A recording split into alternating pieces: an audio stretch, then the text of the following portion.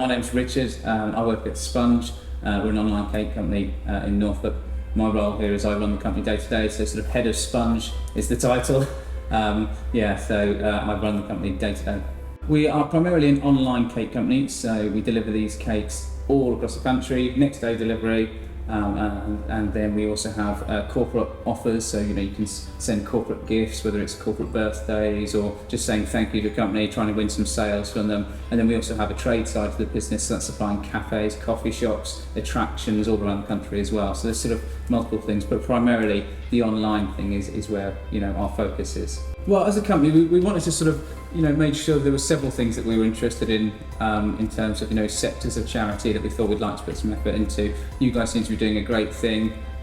We as a team, we were talking about different options. Certainly, mine's something that I know personally.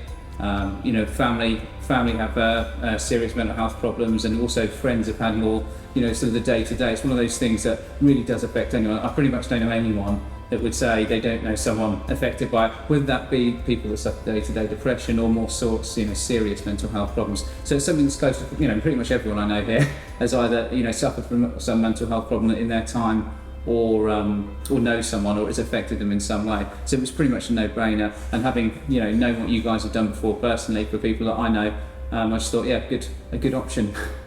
Mental health is probably the most underfunded part of health. And yet it's one of the things that affects the most people, and so without charities like you, people would suffer even more than they do currently with the underfunding. So it's a really important sector. It doesn't get the sort of razzmatazz of other things. There's also still an element of stigma attached to people with mental health.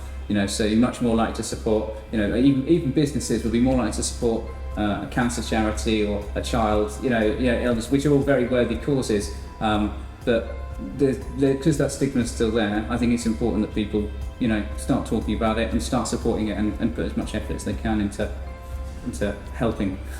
As much as anything is talking to them one-to-one, making sure people are happy. If someone has a problem, we always try and be as flexible as we can with making sure they're allowed to access things. But like anywhere, we have people that will have ups and downs with their mental health. And try and reduce that any pressure that might be on them. Flexibility is the most important thing to try and say if they are struggling. One, they know they can talk to us, but two, that they then have that flexibility to be able to try and carry on doing what they're doing. So obviously we've just moved to a new site which gives us the opportunity to really grow. We were crammed into our tiny little site beforehand, and as we've been growing, getting bigger and bigger, the boost that we got from lockdown that we've managed to sort of maintain, we want to keep that momentum that we've got from that going. And there's so many different areas that we're not currently, we've just launched a brownie range not too long ago. We want to expand that. We want to expand, as we've said before, the gluten-free and the vegan, any sort of free-from range. But then there's new avenues as well that we want to go into. We've just brought back our decorated cake. So in the past you used to be able to get a topped cake with someone's face on it or a message to someone, again really popular with corporate, but also for people for birthdays. And during the pandemic we had to wind that back because it was over-handling, and we've just managed to launch that again. We're going to go for fully iced options of those as well.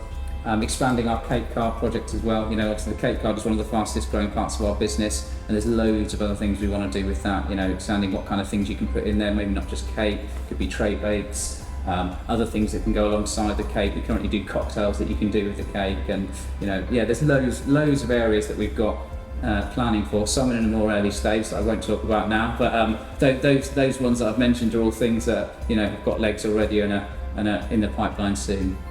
Well, I'm someone that jokes around a lot and does it with staff, and I do think there is massive value in trying to laugh about everything. I am lucky as I'm someone who kind of can any sort of stressful situation kind of put it to one side. So also I'm lucky in that respect.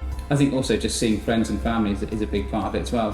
Trying to sort of interact with people. If you are feeling a bit down on that stuff, there's nothing worse than sitting in your own head and sort of be, because you just end up in a more and more negative cycle. Whereas talking it out, if you're in that negative cycle and you talk to someone, it's so much easier for them to bring you out of it than it is sat on your own going, right, come on, you can do this.